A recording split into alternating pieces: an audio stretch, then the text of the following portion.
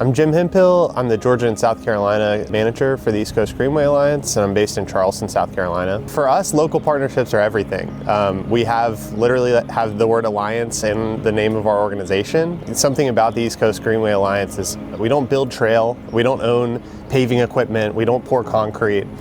So everything that comes to life from this project is a partnership with someone who is doing those things and folks that are raising their voice to advocate for those things in their community. I think the really cool thing about our organization is we work at the local scale. We work mile by mile, foot by foot. We also work at the regional scale, state scale, and federal. And so our partners look very different depending on what we're focused on at that time. Partnership might look like an individual. So for example, Terry Landreth down in Camden County, Georgia is a bicycle shop owner and a huge advocate in his community. But we also work with advocacy organizations that focus on the local level. So I'm thinking of Charleston Moves and Bike Walk Savannah and Bike Walk Golden Isles, Low Country Bike Walk Advocates.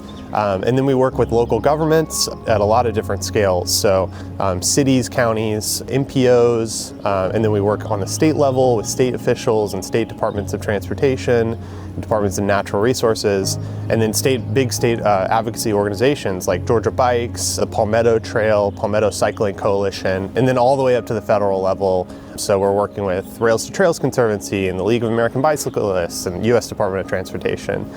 So yeah, it's awesome because we get to branch out and make a lot of different connections and then kind of use those connections to advance our regional projects forward. And I think for me what comes to mind is the Ashley River Crossing in Charleston. This is a massive $100 million bicycle and pedestrian bridge that will link downtown Charleston with West Ashley and the West Ashley Greenway.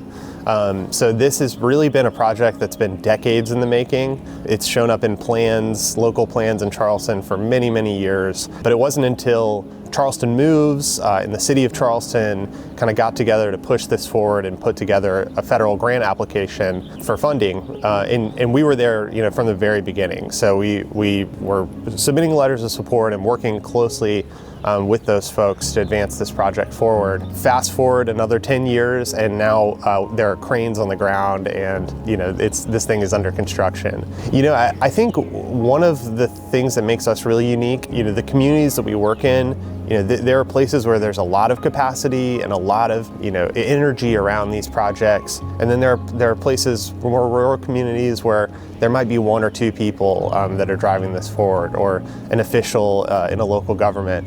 And so I think something that makes us unique is the ability to not only support an organization that's at the ribbon cuttings for the big projects and moving those forward, but also focusing on the areas that might be passed over. Yeah, we're building bridges for communities big and small and sort of having this regional focus when it comes to advancing bike ped infrastructure.